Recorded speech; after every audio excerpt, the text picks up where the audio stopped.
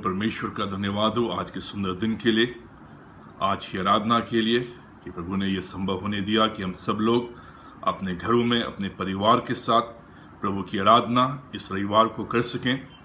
जब हम प्रभु की आराधना अपने परिवार के साथ अपने घरों में कर रहे हैं, मेरी ये प्रार्थना है कि प्रभु की उपस्थिति हमारे बीच में रहे और आज की आराधना प्रभु को ग्रहण योग्य हो। आज जो वचन मैं आपके साथ बांटना चाहता हूँ वो पाया जाता है उत्पत्ति की पुस्तक उसका 15वां अध्याय 1 पद से लेकर 6 पद तक। Genesis chapter 15 versus 1 to 6। हालांकि आप इस पूरे अध्याय को पढ़ सकते हैं, लेकिन आज जो हमारा संदेश रहेगा वो इन 6 पदों पर आधारित रहेगा। अब पिछले रविवार को हमने देखा था कि कैसे परमेश्वर का वचन हमसे आग्रह करता है कि हम विश्वास में बने रहें। जब जीवन अचानक से गिरने लगे तब क्या? उस समय भी परमेश्वर पर विश्वास करते रहें तो हम जीवन में आगे बढ़ेंगे। आज इस खंड के आधार पर परमेश्वर का वचन कहता है, मत डर। किस बात से आप आज भयभीत हैं? What are you afraid of? कौन सी ऐसी चीज है जो आज आपको भयभीत करती है, आपको डराती है? और परमेश्वर का वचन कहता है मत डर, क्योंकि जब हम परमेश्वर पर बराबर विश्वास करते रहते हैं तो परमेश्वर का आत्मा हमें भय से मुक्त करता है।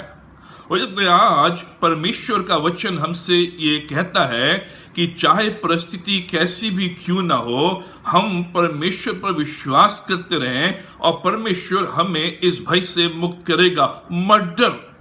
अब मनुष्य के जीवन में कई प्रकार के भय या डर पाए जाते हैं। मनुष्य आज कई बातों से डरता है। वो इस बात से डरता है कि कहीं उसकी स्वतंत्रता खो न जाए। वो अपने स्वतंत्रता के खोने से डरता है।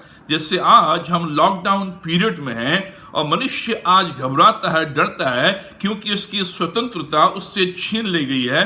वो बाहर नहीं जा सकता है, मिलजुल नहीं सकता है और अपने घर में वो बंदी के रूप में बन गया है।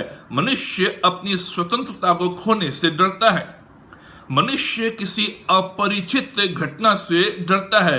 अपरिचित, जिसको वो जानता नहीं है, लेकिन फिर भी उसके विषय में सोचता है और उस सोच के द्वारा वो डरता है कि कहीं भविष्य में उसके साथ कुछ ना हो जाए, कुछ ना कुछ उसके जीवन में कोई ऐसी घटना ना घटे भविष्य में जिसको जानता नहीं है, फिर भी वो उससे डरता है।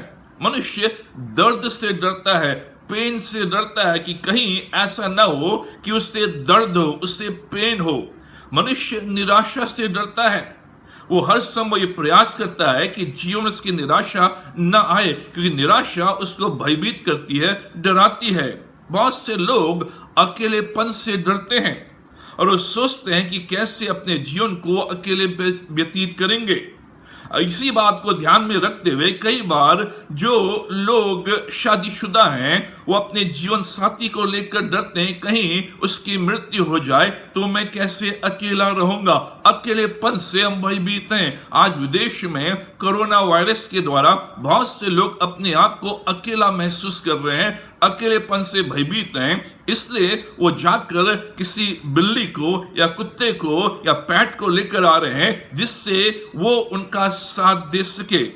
इसलिए बहुत से लोग भीड़ के सामने खड़े होकर बोलने से डरते हैं। ये सोचते हैं कि कहीं उनके द्वारा ठीक से बोला नहीं गया और लोग हंसी उड़ाएं और मजाक उड़ाएं।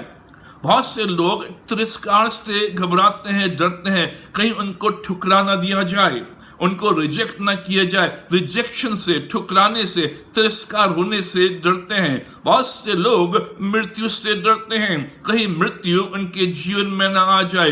भविष्य में उनकी मृत्यु कैसी होगी? कहीं अचानक से उनकी मृत्यु हो गई तो कैसे उनके परिवार का देखरेख होगा? कौन उनके परिवार की देखरेख करेगा? मृत्यु से घबराते हैं। और बहुत से लोग आज इस संसार में जिस बात से वो डरते हैं, जिस बात से वो घबराते हैं, वो है असफलता, वो है फेलियर। लोग आज असफल होने से डरते हैं। मैं प्रयास कर रहा हूं कहीं असफल ना हो जाऊं, मेरी नौकरी कहीं हाथ से निकल जाए, मैं कहीं असफलता का शिकार ना हो जाऊं। मनुष्य के अंदर की ये स्थिति को व्यक्त करता है कि मनुष्य के अंदर जो हृदय है, हृदय के अंदर इनमें से किसी न किसी प्रकार का डर व्यक्त रहता है, अंदर रहता है, और उस अंदर की जो डर है, जो भावना है, उससे वो हमेशा भयभीत रहता है। ये मनुष्य के अंदर है, कोई ना कोई डर किसी न किसी रूप में मनुष्य के अंदर पाया जाता है, तो इसलिए वो डरता है। अब हमारे अंदर कहीं ना कहीं किसी न किसी बात का भय, डर, फियर है, किसी न किसी प्रकार से, क्योंकि ये एक बेसिक ह्यूमन इमोशन है। Fear is a basic human emotion, एक मूल मानवीय भावना है। मनुष्य के अंदर ये एक मूल भावना है जो मनुष्य के अंदर रहती है। ये इमोशन, ये भावना है जो हर व्यक्ति के अंदर पाई जाती है। जैसे प्रेम एक भावना है, हम चाहते हैं कि लोग हमसे प्रेम करें और हम दूसरों से प्रेम करते हैं, उसी प्रकार से जो भय है, जो डर है, वो भी एक भावना है जो मनुष्य के अंदर रहती है। भले आप असफलता से ना डरें, लेकिन किसी अन्य चीज से डर सकते हैं। मृत्यु से ना डरें, लेकिन हो सकता है बिजली की गड़गड़ाहट से डरें। हो सकता है आप डरते हैं कि कहीं कोई आपको ठुकरा न दे, किसी को आप प्रपोज करें और वो व्यक्ति आपको ठुकरा न दे, इससे आप डरते हैं। आप डरते हैं कि जब मैं बूढ़ा हो जाऊंगा तो मेरा जीवन कैसे चलेगा, मैं कैसे अपने जीवन को संभालूंगा, कैसे रिटायरमेंट का जीवन व्यतीत करूंगा, अकेला रहूंगा, बुढ़ापे में कैसे मैं अपने जीवन को संभाल सकूंगा, अगर मेरी जॉब चली जाए तो मैं क्या करूंगा। अपनी मृत्यु के बारे में सोचकर भी हम डरते हैं। ये मनुष्य के अंदर ये मूल भावना है जो कहीं ना कहीं हमारे जीवन में पाई जाती है, और परमेश्वर इस बात को जानता है। भय इतना पावरफुल इमोशन है कि हम उसकी पकड़ में आ जाते हैं और बराबर चिंताओं में बने रहते हैं। इसलिए परमेश्वर इस भावना को जानता है, और परमेश्वर जानता है कि हर एक मनुष्य किसी न किसी भय से, डर से वो घिरा हुआ है, ग्रस्त है। इसलिए परमेश्वर ने अपने वचन में इस विषय में कई बार कहा है, मत डर, do not be afraid of, do not fear, भयभीत ना हो। परमेश्वर ने इस शब्द को अपने वचन में बार बार डाला है, और बहुत से लोग इस बात को कहते हैं जिन्होंने अध्ययन किया है कि करीबन 365 बार ये शब्द पाया जाता है बाइबल में, मत डर, भयभीत ना हो, क्योंकि परमेश्वर जानता है कि हम कहीं ना कहीं किसी न किसी रूप से भयभीत हैं। आप क्या करते हैं जब आपका पूरा दिन भय में निकल रहा हो? आप क्या करते हैं जब आप कुछ विशेष बातों के लिए प्रार्थना करते हैं और परमेश्वर ने अभी तक उन बातों का उत्तर आपको नहीं दिया है? समय व्यतीत हो रहा है, समय बीत रहा है और आप बूढ़े हो रहे हैं, कार्य नहीं हो रहा है, उस प्रार्थना का उत्तर नहीं आ रहा है और कोई विकल्प आपको दिखाई नहीं दे रहा है। ऐसे समय में आप क्या करते हैं? और अक्सर ऐसे समय में बहुत से लोग आशा को खो देते हैं और वो सोचते हैं क्यों प्रार्थना। उनके अंदर मन में संदेह उत्पन्न होता है और संदेह के द्वारा निराशा और निराशा के द्वारा क्रोध, और वो सोचते हैं कि जब इतना समय व्यतीत हो गया है, उन विशेष बातों के विषय में मैंने प्रार्थना की लेकिन अभी तक मुझे मिला नहीं है, तो क्यों? ये हम में से अधिकतर लोगों के साथ होता है और बाइबल में भी उत्तम से उत्तम लोगों के साथ हुआ। और ये जो खंड आपके सामने रखा गया है, उत्पत्ति उसका 15 अध्याय 1 से 6 पद में, अब्राहम की कहानी भी इसी सच्चाई को बताती है। अब्राहम के जीवन में ये सच्चाई है कि वो भी किसी न किसी बात से भयभीत है, डरा हुआ है, और अभी तक जो प्रार्थना उसने परमेश्वर के सामने रखी है, विशेष प्रार्थना, उसका उत्तर उसके सामने नहीं आया है। और इस खंड में हम देखते हैं कि जो अब्राहम है वो अपने लिए संतान के लिए प्रतीक्षा कर रहा है, संतान के लिए प्रतीक्षा कर रहा है। परमेश्वर ने उसे प्रतिज्ञा दी है और अभी तक वो प्रतिज्ञा पूरी नहीं हुई है। और इसकी कहानी इस बात को बताती है कि कई वर्ष बीत गए हैं और अभी तक वो संतान की प्रतीक्षा कर रहा है। अब इस खंड को समझने के लिए हम उत्पत्ति 12 अध्याय को भी देखेंगे, जहां पर हम अब्राहम के जीवन का आरंभ देखते हैं। अब्राहम के जीवन की कहानी का आरंभ देखते हैं कि परमेश्वर कैसे उसे ऊर नगर से निकाल कर लाता है। कसदियों के ऊर नगर से हारान देश को वो जाने को कहता है। जो अब्राहम है ऊर नगर का निवासी है, जो कसदियों का नगर है, और परमेश्वर उससे कहता है, जब अब्राहम 75 साल का है, 75 ईयर्स का है, और उसकी पत्नी सारा 65 ईयर्स की है, 65 वर्ष की है, परमेश्वर उससे कहता है अपने देश निकलकर हारान देश को जा। और जो ये ऊर नगर है, ये एक बड़ा नगर था जो यूफ्रेटिस रिवर के पास बसा हुआ था। जो फारत नदी है वो आज भी है, जो इराक देश में से होकर बहती है और पर्शियन गल्फ में जाकर गिरती है, अरब सागर में जाकर गिरती है, और ये कुवैत देश के पास है। अब जो ऊर नगर है, इतिहासकार बताते हैं कि ये उस जमाने में, प्राचीन काल में बहुत ही महत्वपूर्ण नगर था। वहां करीबन अब्राहम के समय 2,50,000 लोग रहते थे। वहां पर एक बड़ी यूनिवर्सिटी थी, एक बड़ी लाइब्रेरी थी, और वो जो शहर है वो मैथमेटिक्स का केंद्र माना जाता था, एस्ट्रोनॉमी का केंद्र माना जाता था, इंटरनेशनल कॉमर्स का, जो अंतर्राष्ट्रीय व्यापार है, उसका वो केंद्र माना जाता था। जैसे शिकागो है, न्यूयॉर्क है, लंदन है, उनके समान वो ऊर नगर भी उस समय था। और अब्राहम जो है उस नगर में रहता है। उस समय वो 75 ईयर्स 75 वर्ष का है, और वो एक संपन्न और सफल उद्योगपति है। उसका अच्छा व्यवसाय है, सफल उद्योगपति है, और वो एक प्रसिद्ध व्यक्ति है जो लोगों के बीच में जाना पहचाना जाता है। उसकी पत्नी है जिसका नाम सारा है, जो 65 वर्ष की है, और इन दोनों का अभी भी कोई भी संतान नहीं हुआ है, कोई भी बच्चा इनके पास नहीं है। इस पृष्ठभूमि में परमेश्वर उत्पत्ति उसके 12 अध्याय 1 से 3 पद में उससे कहता है कि अब्राहम, मैं चाहता हूं कि तू अपने देश को, अपने भूमि को, अपने लोगों को, अपने पूर्वजों को छोड़कर उस देश में जा जिस देश को मैं तुझे दिखाऊंगा। मैं तेरे द्वारा एक बड़ी जाति उत्पन्न करूंगा। तू आशीष का मूल होगा, तू आशीष का स्रोत होगा। मैं तेरे नाम को महान करूंगा। जो लोग तुझे आशीष देंगे वो आशीष पाएंगे, जो लोग तुझे कोसेंगे वो मेरे द्वारा कोसे जाएंगे। पृथ्वी के सारे लोग तेरे द्वारा आशीष पाएंगे। ये 12 अध्याय में परमेश्वर उससे कहता है जब वो 75 ईयर्स का है। 13 अध्याय 16 पद में परमेश्वर फिर इस प्रतिज्ञा को रिपीट करता है, दोहराता है, उसमें कुछ और बातों को जोड़ता है और कहता है कि तेरे वंश को पृथ्वी के धूल के किनकों के समान बहुत करूंगा। मैं तेरे वंश को बढ़ाऊंगा और धूल के किनकों के समान बहुत करूंगा। अब 75 वर्ष की आयु में परमेश्वर ने कहा कि मैं तेरे द्वारा लोगों को आशीष दूंगा और तू एक बड़ी जाति का पिता होगा। और उसके बाद जब 85 वर्ष का होता है, उत्पत्ति उसके 13 अध्याय 16 पद में परमेश्वर कहता है कि मैं तेरे वंश को पृथ्वी की धूल के किनकों के समान बहुत कर दूंगा। अब 10 वर्ष बीत चुके हैं, अभी तक कुछ नहीं हुआ है। 85 वर्ष का वो हो गया है।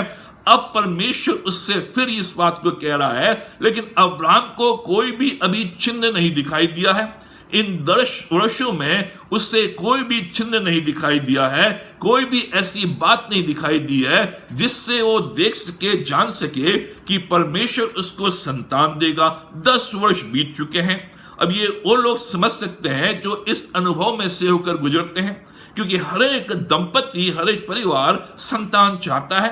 हालांकि आज मॉडर्न साइंस है, एडवांस टेक्नोलॉजी है, उसके द्वारा हम बच्चे प्राप्त कर सकते हैं, लेकिन आज भी बहुत से लोग चाहते हैं कि उनकी अपनी संतान हो। इसी प्रकार से अब्राहम भी चाहता था। अब्राहम के अंदर भय उत्पन्न होता है कि अभी तक उसे संतान नहीं मिली है, और अब्राहम की इस तस्वीर को हम देख सकते हैं।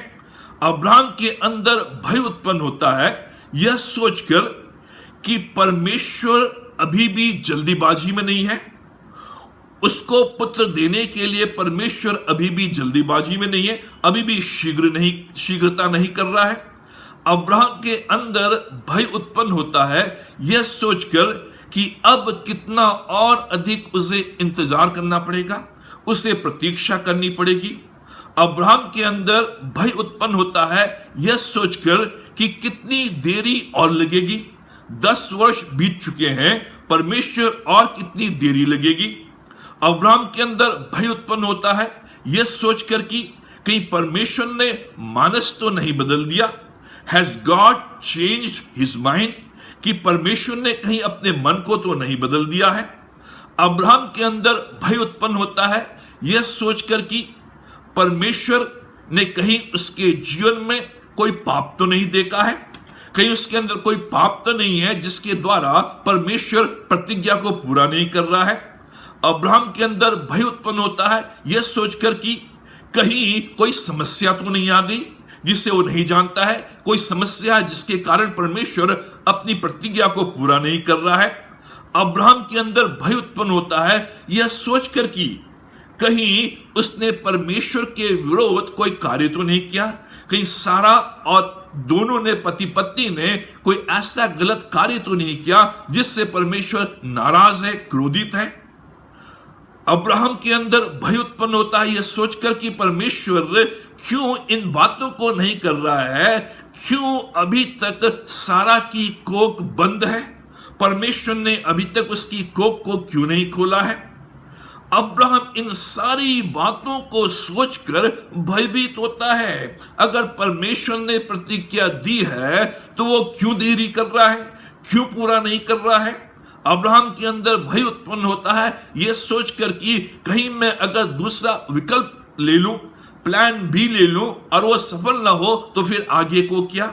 ये सारी बातें अब्राहम के मस्तिष्क में चल रही हैं जिसके द्वारा वो भयभीत है, जिसके द्वारा वो डरा हुआ है, जिसके द्वारा उसके अंदर डर आ गया है। अभी इस हाल में जब वो डरा हुआ है तो परमेश्वर उसको आश्वासन देता है। परमेश्वर अब्राहम से कहता है अभी समय नहीं हुआ है लेकिन दूर भी नहीं है। परमेश्वर अब्राहम को आश्वासन देता है अब्राहम सब कुछ अच्छा होगा। इस भय के दौरान जो अब्राहम के अंदर आ गया है, परमेश्वर आश्वासन देता है, और इस खंड के द्वारा जो आज का खंड है उसके द्वारा परमेश्वर उससे बातचीत करता है। ये खंड इस पृष्ठभूमि के द्वारा हम देख सकते हैं जहां पर परमेश्वर कहता है अब्राहम मैं तेरी ढाल हूं, जो 15 अध्याय उसका पहला पद है जिसमें लिखा है इन बातों के पश्चात जो अब्राहम के जीवन में हो रही हैं, जो भय की बातें उत्पन्न हो रही हैं, डर की बातें उत्पन्न हो रही हैं, भयभीत है, डरपोक है, डर गया है, इन बातों के पश्चात परमेश्वर का वचन आश्वासन देने के लिए अब्राहम के पास आता है और कहता है Abraham I am your shield, मैं तेरी ढाल हूं, तेरा अत्यंत बड़ा प्रतिफल मैं हूं। Abraham do not be afraid, I am your shield, your great reward. हे अब्राहम मत डर, क्योंकि अब्राहम डरा हुआ है, भय से उसके अंदर संदेह उत्पन्न हो गया है और संदेह के द्वारा भय उसके जीवन में बढ़ गया है। क्योंकि अब्राहम भयभीत है इसलिए क्योंकि वो बूढ़ा हो गया है और प्रतिज्ञा को कई साल हो गए हैं, 10 साल से ऊपर हो गए हैं, अभी कुछ भी नहीं दिखाई दे रहा है। और इसलिए भी डरा हुआ है क्योंकि ऐसा उससे पहले कभी नहीं हुआ, कभी उसने नहीं देखा कि इतने बूढ़ी अवस्था में किसी को पुत्र मिला हो या संतान मिली हो, उससे पहले ऐसा कभी नहीं हुआ है। तो वो सोच रहा है कि जब कभी ऐसा नहीं हुआ है तो ऐसा अब कैसे होगा, अब सारा भी संदेह में है। और ये सारी बातें उसको भयभीत करती हैं। इस भय के दौरान परमेश्वर अपने वचन को, अपने आश्वासन को, अपनी प्रतिज्ञा को दोहराता है। आई एम योर शील्ड, मैं तेरी ढाल हूं, तू मत डर। हमारे सारे डर के लिए, हमारे सारे भय के लिए, जो भी भय है, जो भी डर है, उन सब प्रश्नों के उत्तर में परमेश्वर केवल एक सेंटेंस कहता है, एक वाक्य कहता है, आई एम योर शील्ड, मैं तेरी ढाल हूं। ये ऐसी ढाल है जो सिर से लेकर पैर के अंगूठे तक हमें कवर करती है। ये ऐसी ढाल नहीं है जो गाड़ी का कांच का शीशा है, जो एक पत्थर मारते ही टूट जाए और हमारी जान जोखिम में आ जाए। ये मेरे सिर से पैर के अंगूठे तक कवर करता है, मुझे पूर्ण रूप से सुरक्षा प्रदान करता है और कोई भी शत्रु मुझे अटैक नहीं कर सकता, मेरा मुकाबला नहीं कर सकता, मेरे सामने नहीं आ सकता। परमेश्वर हमारी ढाल है। कई मायनों में परमेश्वर हमारी ढाल है। इसका अर्थ यह है कि जब संदेह मेरे जीवन में आता है, परमेश्वर मुझे उस समय संदेह से बचाता है। इसका अर्थ यह है कि जब खतरा मेरे जीवन में आता है, उस समय परमेश्वर मुझे खतरे से छुड़ाता है और खतरे से बचाता है। परमेश्वर यहां पर इस बात को नहीं कह रहा है कि मैं तुझे ढाल दूंगा, मैं तुझे शील्ड दूंगा, लेकिन परमेश्वर कह रहा है, आई एम योर शील्ड, मैं तेरी ढाल हूं। ढाल देना फर्क बात है और ढाल होना फर्क बात है। परमेश्वर कह रहा है, मैं स्वयं तेरी ढाल हूं। स्वर्ग का परमेश्वर मेरी ढाल है, जिसका मतलब यह हुआ कि जो परमेश्वर सर्वव्यापी है, जो परमेश्वर विश्वव्यापी है, वो मेरी ढाल है। जो परमेश्वर सर्व संपन्न है, वो मेरी ढाल है। जो परमेश्वर सामर्थी है, ओमनीपोटेंट है, सर्व सामर्थी है, वो मेरी ढाल है। वो परमेश्वर जो अनंत है, वो मेरी ढाल है। ऐसा परमेश्वर मेरी ढाल है। कौन हमें हरा सकता है जब ऐसा परमेश्वर हमारे साथ है? परमेश्वर के समान मजबूत ये ढाल जो हमें मिली है, जिसके बारे में परमेश्वर कह रहा है, वो स्वयं परमेश्वर है और परमेश्वर के समान मजबूत है। इसलिए परमेश्वर कह रहा है, मत डर, कोई तुझे चोट नहीं पहुंचा सकता, बिना मेरी अनुमति के कोई तुझे छू नहीं सकता, क्योंकि मैं स्वयं तेरी ढाल हूं। कोई कैंसर तुझे चोट नहीं पहुंचा सकती, कोई बीमारी तुझे चोट नहीं पहुंचा सकती, कोई बैंक्रप्सी तुझे चोट नहीं पहुंचा सकती, कोई चोरी डकैती तुझे चोट नहीं पहुंचा सकती, कोई भी शारीरिक कमजोरी तुझे चोट नहीं पहुंचा सकती। जो जॉब तू खो रहा है, वो भी तुझे चोट नहीं पहुंचा सकती। चाहे कितना भी बड़ा एक्सीडेंट तेरा क्यों ना हुआ हो, वो भी तुझे चोट नहीं पहुंचा सकती। घर में कोई मृत्यु भी हुई हो, वो भी तुझे चोट नहीं पहुंचा सकती, क्योंकि मैं तेरी ढाल हूं। सर्वव्यापी परमेश्वर, सर्व संपन्न परमेश्वर, सर्व सामर्थी परमेश्वर, स्वर्ग का परमेश्वर हमारी ढाल है। और इसलिए परमेश्वर उससे कहता है कि अब्राहम, मैं तेरी ढाल हूं, तू मत डर। जब परमेश्वर हमारी ढाल है, तो कोई भी चीज हमें पराजित नहीं कर सकती, हमें डरा नहीं सकती, हमें हिला नहीं सकती। Why God delays his answers? क्यों परमेश्वर उत्तर देने में देरी करता है? अब 10 साल बीत गए हैं और बहुत शीघ्र 15 साल बीत जाएंगे, 90 का अब्राहम हो जाएगा, फिर भी कोई चिन्ह नहीं, कोई प्रार्थना का उत्तर नहीं, प्रतिज्ञा पूरी नहीं हुई। क्यों परमेश्वर उत्तर देने में देरी करता है? क्यों परमेश्वर समय लेता है? अब हम जानते हैं कि परमेश्वर हमसे प्रेम करता है, हम जानते हैं कि परमेश्वर हमारे लिए भली योजना रखता है, वो हमारे लिए अच्छी अच्छी कल्पनाएं करता है। हमारे लिए अच्छे मनोकामनाओं को करता है और बड़ी बड़ी योजनाओं को पूरा करने के लिए वो प्रतिज्ञा करता है। फिर भी ऐसा क्यों वो प्रतिज्ञाएं पूर्ण नहीं होती हैं या समय लेती हैं? हमारे गहरे हृदय से जुड़े हुए प्रार्थनाओं का उत्तर मिलने में क्यों हमें देरी होती है? हमारी दिली इच्छाओं को पूरा करने में क्यों परमेश्वर देरी करता है? अब अब्राहम के अनुभव से हम इन प्रश्नों का उत्तर 3 बातों में देखेंगे।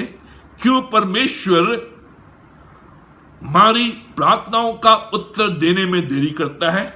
क्यों परमेश्वर अपनी की गई प्रतिज्ञा को पूरी करने में देरी करता है? अब्राहम के जीवन से, अब्राहम के अनुभव से हम 3 बातों को देखेंगे। पहली बात, हम में दृढ़ता उत्पन्न करे। परमेश्वर हमारी प्रार्थनाओं का उत्तर देने में इसलिए देरी करता है ताकि हमारे जीवन में दृढ़ता को उत्पन्न करे, मजबूती को लेकर आए। कठिनाइयों के बावजूद भी हमारा विश्वास बना रहे, कठिनाइयों के बावजूद भी हमारी आंखें परमेश्वर के ऊपर टकी रहे।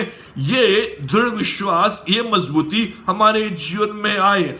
असफलता या विरोध के होते हुए भी मैं निरंतर परमेश्वर में बना रहूं, परमेश्वर की राह में चलता रहूं। अगर परमेश्वर हमारे प्रार्थनाओं का उत्तर शीघ्र दे दे, मांगते ही हमें उत्तर मिल जाए, तो हम परमेश्वर को बड़े हल्के रूप में ले लेंगे और हमारा विश्वास जो है वो उथला विश्वास हो जाएगा, शैलो फेथ। जब हम देखेंगे कि हमारी प्रार्थनाओं का उत्तर तुरंत हमें मिल रहा है, जब मांगे हमें मिल रहा है और परमेश्वर तुरंत उसको पूरा कर रहा है, तो हम परमेश्वर को एटीएम कार्ड बना लेते हैं और उसको हल्के रूप में ले लेते हैं और हमारा जो विश्वास है वो मजबूत नहीं होता है, दृढ़ नहीं होता है। इसलिए परमेश्वर आने देता है कि हमें हमारी प्रतिज्ञाओं को मिलने में, हमारी प्रार्थनाओं के उत्तर को मिलने में देरी हो, जिससे मेरा विश्वास दृढ़ हो, जिससे मेरा विश्वास मजबूत हो। दूसरी बात, ताकि केवल परमेश्वर को महिमा मिले। परमेश्वर इसलिए हमारी प्रार्थनाओं के उत्तर को देने में देरी करता है जिससे ये हो कि जो सारी महिमा हो वो परमेश्वर को मिले।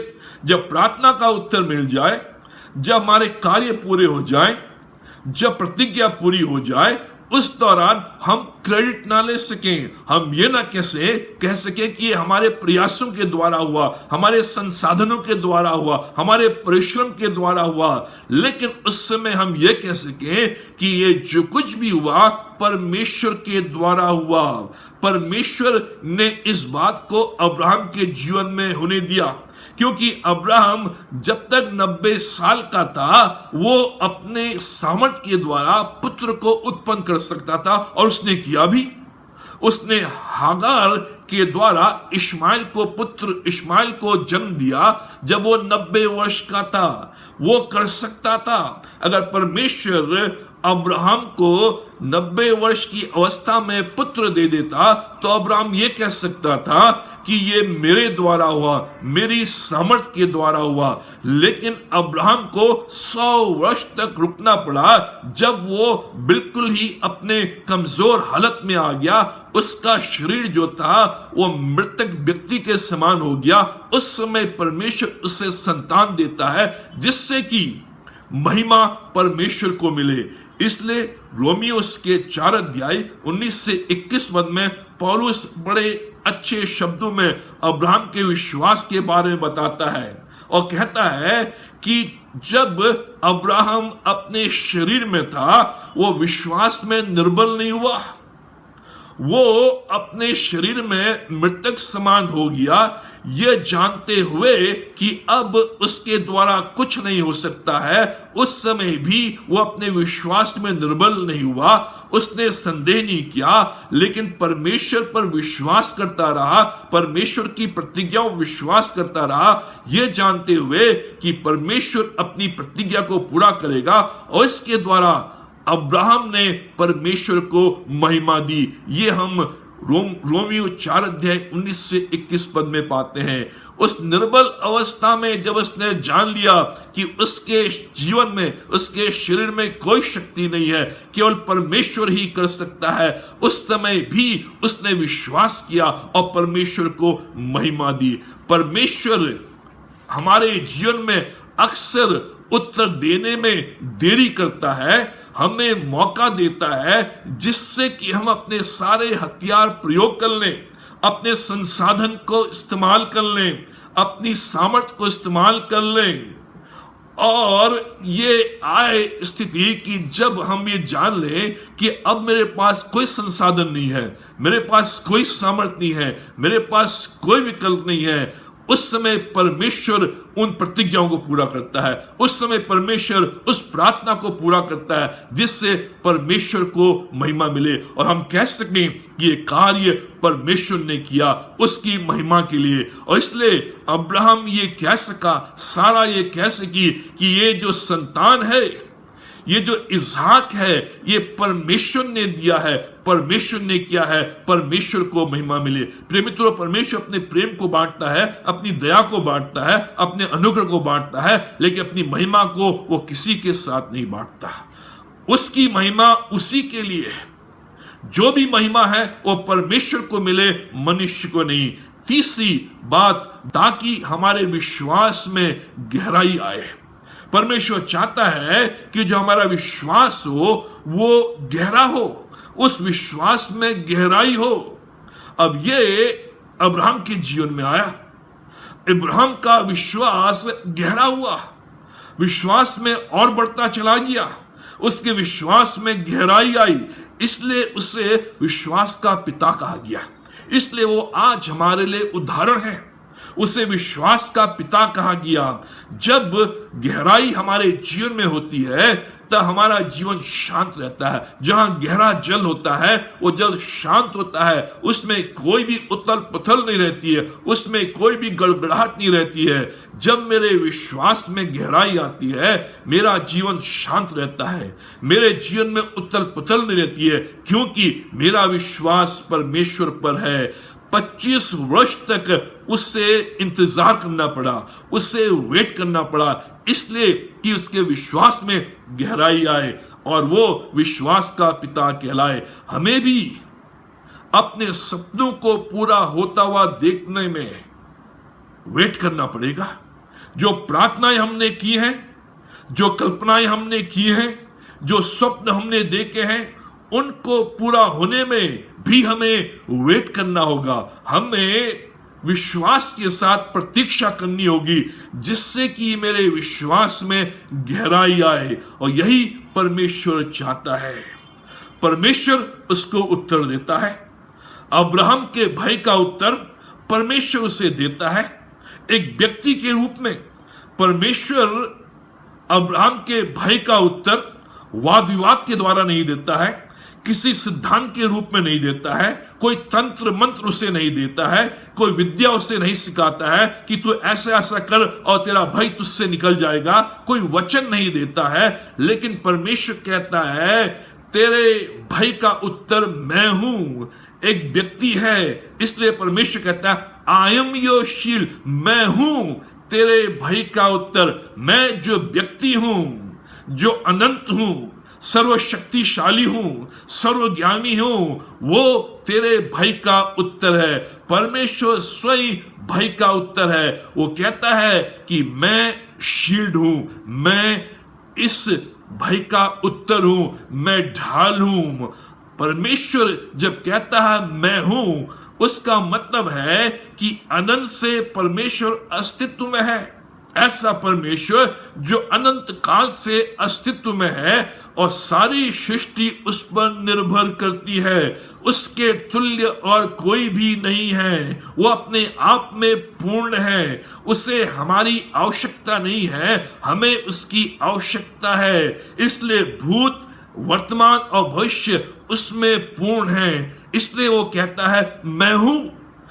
तू क्यों घबराता है अब्राहम, जब मैं तेरी ढाल हूं? तू क्यों भयभीत होता है अब्राहम, जब मैं हूं? जब मैं हूं, परमेश्वर हमारे साथ है, तो क्यों डर।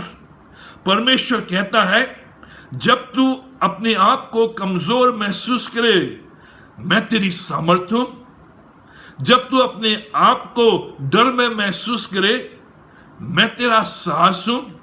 जब तू अपने आप को अस्वस्थ दशा में पाए, बीमारी अवस्था में पाए, रोगग्रस्त होए, उस समय मैं तेरा स्वास्थ्य हूं। जब तेरे जीवन में निराशा हो, दबाव हो और अपने आप को चिंता में पाए, उस समय मैं तेरी आशा हूं। जब तू अपने जीवन में घटी का अनुभव करे, कमी का अनुभव करे, आवश्यकता का अनुभव करे, उस समय मैं तेरी भरपूरी हूं। जब तू अपने आप को दोषी पाए, लोग तेरे ऊपर आरोप लगाएं और तुझे आरोपी ठहराएं, उस समय मैं तेरा डिफेंडर हूं, मैं तेरा बचाने वाला हूं। जब तेरा जीवन शत्रुओं से घिर जाए और समस्याओं से घिर जाए, उस समय मैं तेरा डिलीवरर हूं, मैं तेरा छुड़ाने वाला हूं। जब तू पाप में गिरे, अपराधी भावना तेरे जीवन में पनपने लगे, उस समय मैं तेरी क्षमा हूं, मैं तुझे क्षमा दूंगा। जब तेरा जीवन पीड़ा में है, दुख में है, शोक में है, दर्द में है, उस समय मैं तेरा आनंद हूं। जब तुझे अपरिचित का भय हो, जाने में अनजाने में जो अपरिचित घटनाएं घटने वाली हैं तेरे जीवन में, उसके द्वारा तू भयभीत है, भविष्य तुझे मालूम नहीं है कि क्या होने वाला है, उस समय मैं तेरा भविष्य हूं। परमेश्वर आपसे कह रहा है जो कुछ भी आपको चाहिए मैं हूं। जो कुछ भी और जब कभी भी आपको चाहिए मैं हूं। वह सर्व संपन्न परमेश्वर है। हर समस्या का समाधान परमेश्वर के पास है। परमेश्वर हमें भय से विश्वास की ओर ले जाता है। परमेश्वर इस खंड के द्वारा हमें यह सिखाता है कि कैसे हम भय से विश्वास की ओर जाएं। अंत में इस खंड के आधार पर 4 सिद्धांतों को मैं आपके समक्ष रखूंगा जो हमें बताती हैं कि हम कैसे भय से विश्वास की ओर जाएं। From fear to faith. पहला सिद्धांत, विश्वास परमेश्वर पर ध्यान करना है, न कि समस्याओं पर। हमारा जो विश्वास है वो परमेश्वर पर हो, हमारा जो ध्यान हो वो परमेश्वर पर हो, समस्याओं पर नहीं। यह है विश्वास। जब हमारे अंदर विश्वास उत्पन्न होता है, परमेश्वर पर हम विश्वास करते हैं, तो हमारा ध्यान उस समय जब हम समस्याओं से घिरे हुए हो, भय से घिरे हुए हो, डर से घिरे हुए हो, हमारा जो ध्यान हो वो परमेश्वर के ऊपर हो, समस्या के ऊपर नहीं। जो अब्राहम है, जब जब उसने भूतकाल में अपने आप को देखा, जब जब पीछे मुड़कर उसने देखा कि अब मेरे पास कोई विकल्प नहीं है, उसने समस्याओं पर ध्यान दिया कि मैं बूढ़ा हो गया हूं, समय निकल रहा है, अब कोई दूसरा कार्य बाकी नहीं रहा है, कोई विकल्प नहीं है, वो गिरा। लेकिन जब उसने अपने सारे विकल्पों को त्याग दिया, समस्याओं में से अपने ध्यान को हटा लिया और परमेश्वर पर ध्यान किया, उस समय उसे संतान प्राप्त हुई। समस्याओं में से अपने ध्यान को हटाकर परमेश्वर पर लगाएं। दूसरा सिद्धांत, विश्वास परमेश्वर के समय पर भरोसा रखना है, ना कि अपने समय पर। हमें ऐसा विश्वास उत्पन्न करना है जो परमेश्वर के समय पर भरोसा करे। हम परमेश्वर को अपने समय और सीमा में बांध नहीं सकते। परमेश्वर ये समय है, ये सीमा है, तुझे इस समय में और इस सीमा के अंदर करना है। हमारा भय से संघर्ष यही है कि हम परमेश्वर को समय और सीमा में बांध देते हैं और भय से हम संघर्ष करते रहते हैं और सोचते हैं कि कहीं परमेश्वर से कोई गलती तो नहीं हो गई है, परमेश्वर से कोई भूल तो नहीं हो गई है, परमेश्वर कहीं भूल तो नहीं गया, क्योंकि हमने परमेश्वर को अपने समय और सीमा में बांध दिया है। परमेश्वर चाहता है अब्राहम के समय हम वेट करें, प्रतीक्षा करें, इंतजार करें उसके समय का। कई उत्तर हमें तुरंत मिल जाते हैं, लेकिन जो सबसे प्रिय होते हैं, जिनको हम दिल से चाहते हैं, उनमें समय लगता है, उन उत्तरों को पाने में समय लगता है। इसलिए परमेश्वर के समय का इंतजार, क्योंकि परमेश्वर का वचन कहता है उसके लिए एक दिन 1000 वर्षों के बराबर है और 1000 वर्ष एक दिन के बराबर है। उसका समय सुंदर और उत्तम है। तीसरा सिद्धांत, विश्वास समस्याओं के बावजूद भी परमेश्वर पर भरोसा करने के द्वारा बढ़ता है। समस्याओं के बावजूद भी परमेश्वर पर भरोसा करने के द्वारा विश्वास बढ़ता है। कुछ भी क्यों ना हो, मैं परमेश्वर पर भरोसा करूंगा, यह है बाइबल का विश्वास। इसलिए अब्राहम को विश्वास का पिता कहा गया है। उसने उस समय ठान लिया कि अब कुछ भी क्यों ना हो, मैं परमेश्वर पर विश्वास करूंगा। उसकी प्रतिज्ञाएं अटल हैं और वो जरूर पूरी होंगी। मैं समस्याओं के ऊपर उठूंगा, परमेश्वर मेरी ढाल है, मैं उससे थामे रखूंगा। यह है समस्याओं के बावजूद भी परमेश्वर पर विश्वास करना, और वो विश्वास को बढ़ाता है। चौथी और अंतिम बात, विश्वास एक एक कदम करके परमेश्वर की राह पर चलना है। 1 स्टेप एट ए टाइम, एक एक कदम करके परमेश्वर की राह पर चलना है। यह है विश्वास। परमेश्वर कभी भी हमें पूर्ण तस्वीर नहीं दिखाता है। परमेश्वर हमें एक एक करके दिखाता है, एक एक कदम चलाकर हमें दिखाता है कि वो क्या कर रहा है। परमेश्वर पहले से ही पूर्ण तस्वीर हमारे सामने रख नहीं देता है, लेकिन वो चाहता है कि हमारा विश्वास ऐसा हो कि हम एक एक कदम करके परमेश्वर की राह पर चले। अब चुनाव हमारा है कि हम परमेश्वर की आज्ञा पर विश्वास करें या ना करें, परमेश्वर की आज्ञा के अनुसार चले या ना चले, या उस पर विश्वास करें ना करें। ये चुनाव हमारा है कि परमेश्वर हमसे चाहता है एक एक कदम करके हम उसके पीछे चलें और उस पर विश्वास करें। 1 डे एट ए टाइम, एक एक दिन करके। भविष्य की योजनाओं को परमेश्वर जरूर पूरा करेगा, लेकिन वो चाहता है कि हम विश्वास का एक एक कदम उठाकर उसकी राह पर चलें। आप परमेश्वर पर भरोसा कर सकते हैं, विश्वास कर सकते हैं, क्योंकि जो परमेश्वर ने कहा है वो पूरा करेगा। समय लग सकता है, लेकिन जरूर वो अपनी प्रतिज्ञाओं को पूरा करेगा। जरूर आपके दिल से निकली हुई, गहराई से निकली हुई प्रार्थना को वो अपने समय में पूरा करेगा। विश्वास करते रहे, परमेश्वर पर भरोसा करें, क्योंकि परमेश्वर ने कहा है मैं तेरी ढाल हूं, मैं तेरे जीवन का रक्षक हूं। जब तू डरे मैं तेरा विश्वास हूं, जब तू घबराए मैं तेरा साहस हूं, जब तेरे जीवन में कमी आए मैं तेरी भरपूरी हूं, जब तेरे जीवन में बीमारी आए मैं तेरा स्वास्थ्य हूं, जब तेरे जीवन में पाप आए मैं तेरी क्षमा हूं, जब तेरे जीवन में निराशा आए मैं तेरी आशा हूं। परमेश्वर आज भी आपके साथ है। उस पर भरोसा रखें, उस पर विश्वास करते रहें और जरूर आपकी प्रार्थनाओं का उत्तर देगा। प्रभु आप सबों को आशीष दे। आइए हम प्रार्थना करें। हमारे महान जीवेश्वर शक्तिमान परमेश्वर पिता, हम धन्यवाद देते हैं तेरी तमाम आशीषों के लिए, तेरी रक्षा, तेरी मदद, तेरी भलाई, तेरी करुणा के लिए, आज के इस महत्वपूर्ण और सुंदर दिन के लिए, जब अपने घरों में अपने परिवारों के साथ तेरी आराधना कर रहे हैं। पिता परमेश्वर, जब इस वीडियो के द्वारा हमारे लोग तेरे वचन को सुन रहे हैं, हमारी प्रार्थना है कि उनके जीवनों में तेरी सामर्थ हो। जो भय उनके जीवन में है, जो डर उनके जीवन में है, जो फियर उनके जीवन में है, चाहे वो अपरिचित का डर हो, असफलता का डर हो, संतान न होने का डर हो, बीमारी का डर हो, मृत्यु का डर हो, समस्या का डर हो, भविष्य का डर हो, पिता परमेश्वर, ये प्रतिज्ञा जो तूने अब्राहम को दी आज उनके जीवन में लागू हो कि मैं तेरी ढाल हूं, मैं तेरे साथ खड़ा रहूंगा और जो प्रतिज्ञा मैंने तेरे साथ बांधी है उस प्रतिज्ञा को मैं पूरा करूंगा।